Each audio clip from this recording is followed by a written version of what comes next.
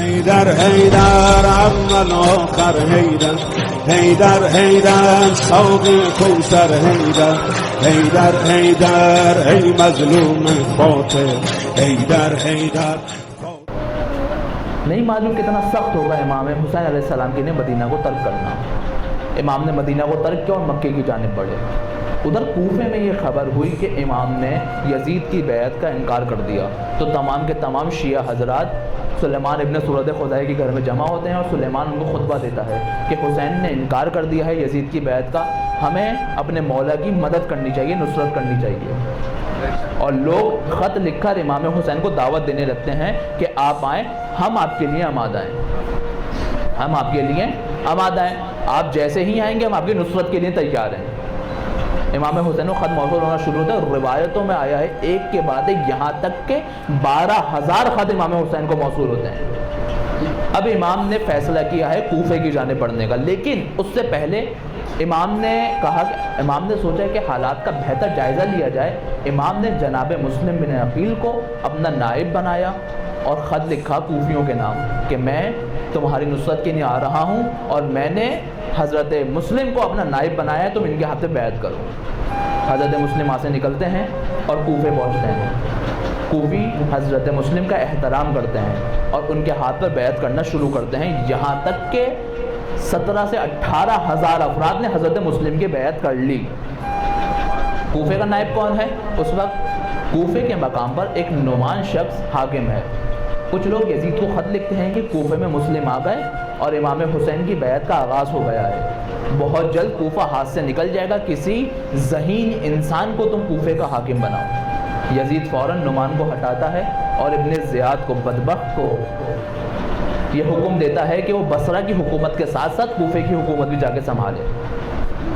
اب ابن زیاد بصرہ کی حکومت کے ساتھ کوفے کے اوپر حاکم ہونے کے لیے نکلا, لیکن ابھی کوفے کے اندر جناب مسلم کے چاہنے والے اور پیروکار بہت زیادہ ہیں. کیسے داخل ہو؟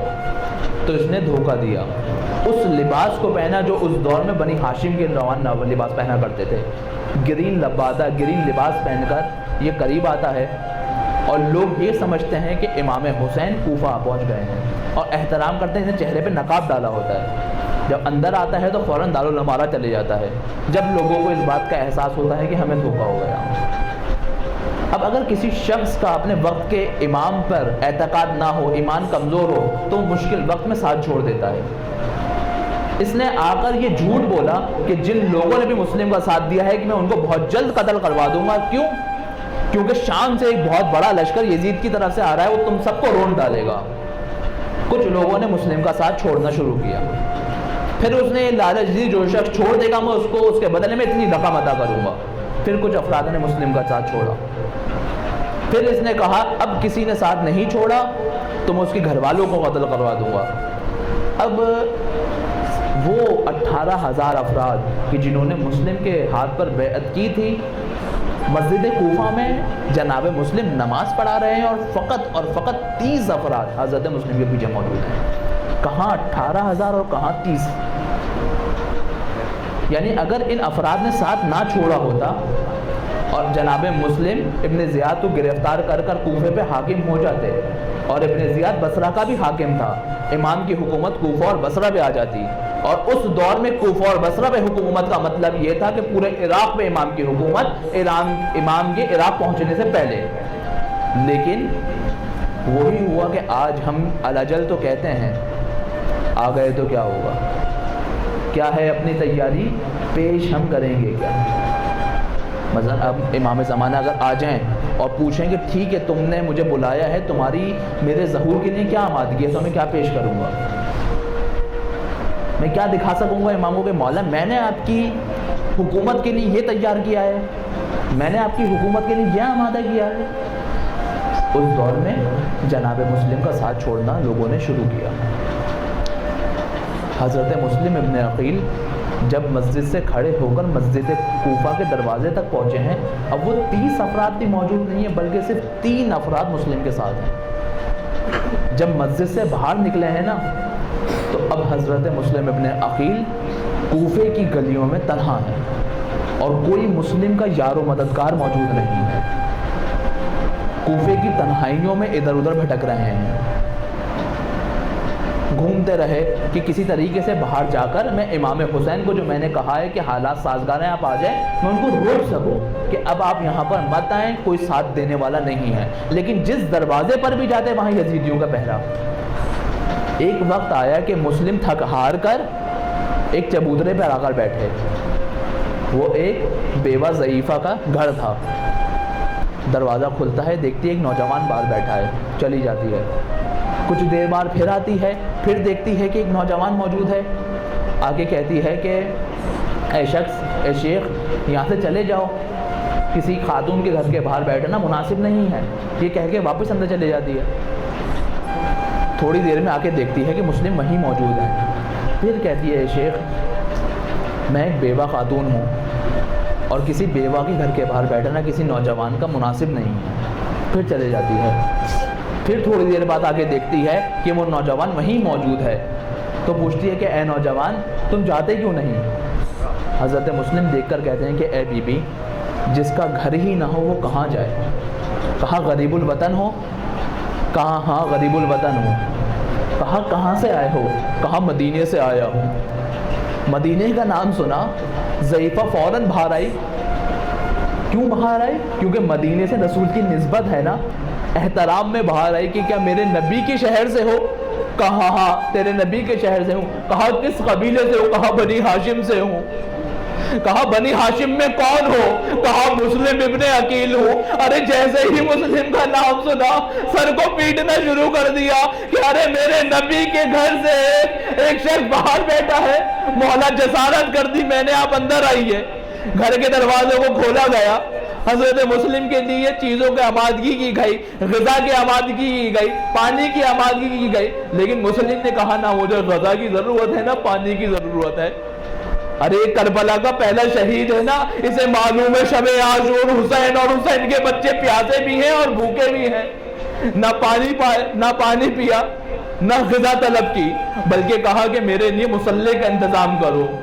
کیونکہ جانتے ہیں شب عاشور حسین نے پوری رات عبادت کی ہے۔ حسین کے لیے مصلی کا انتظام کیا گیا۔ عبادت میں ساری رات گزاری ہے مسلم نے، ساری رات مسلسل عبادت کرتے رہے ہیں۔ فجر کا وقت قریب آیا، گھوڑوں کے ٹانپوں کی آواز سنی، ذرا پہننے لگے، تیار ہونے لگے۔ اس ضعیفہ نے کہا کہ میرے مولا باہر کہاں جا رہے ہیں؟ یا لوگوں کو قتل کر دیں گے، آپ ایک کام کریں کہ میرے در کو استعمال کریں اپنے دفاع کے لیے۔ تو جناب مسلم جانتے ہیں کیا کہتے ہیں؟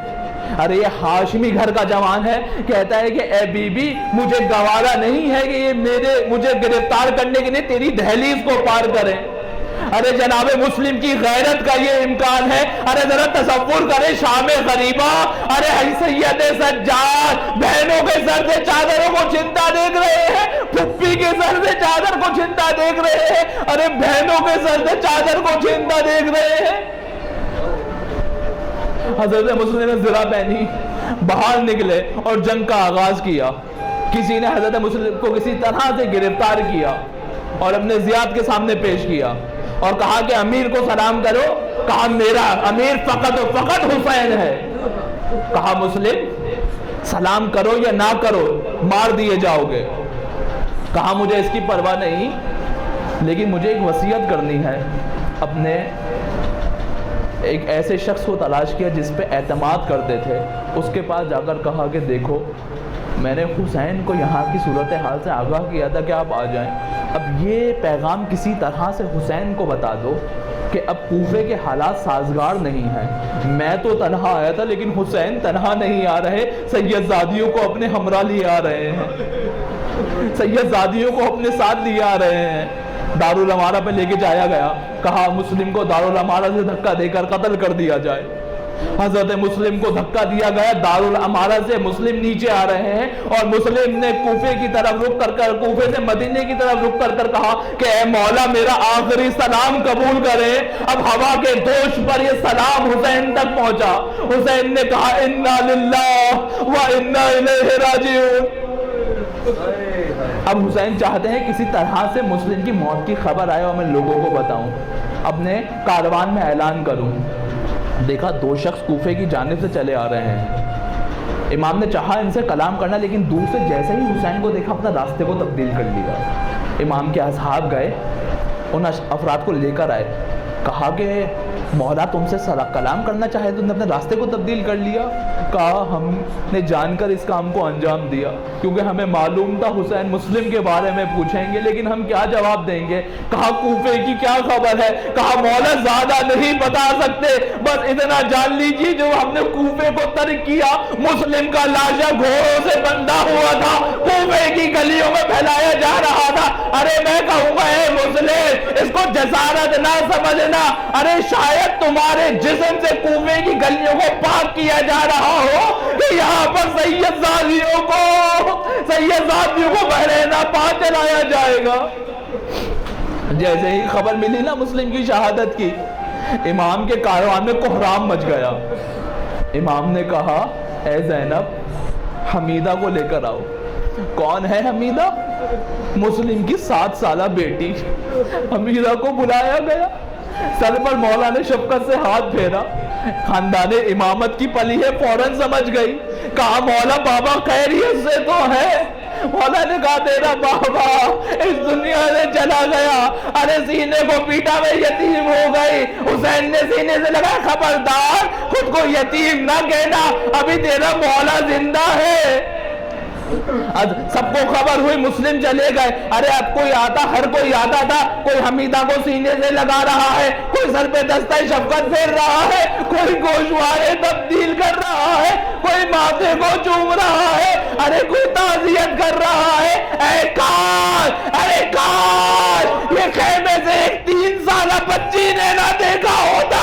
ارے جب صدا گونجی قد قتل الحسین بے کربلا، ارے حسین کو قتل کر دیا گیا، اب یہ 3 سالہ بچی بھی سوچتی ہوگی کوئی آئے گا گوشوارے تبدیل کرے گا، کوئی آئے گا سینے سے لگائے گا، ارے کوئی آئے گا سب کے دستہ شفقت پھیرے گا۔ لیکن تاریخ نے عجیب ہی جملے لکھے، آیا تو گیا لیکن دستہ شفقت نہیں، تماچے مارے گئے، ارے گوشوارے نہ پہنائے گئے بلکہ گوشواروں کو چھینا گیا، ارے دامن میں آگ لگائی گئی، ارے ننھا گلے کو رسن باندھی گئی۔ میرا مولا کہتا ہے میرا سلام ان ننھے رخساروں پر جنہوں نے کربلا سے کوفہ، کوفہ سے شام اپنے رخساروں کی رنگت کو تبدیل کیا۔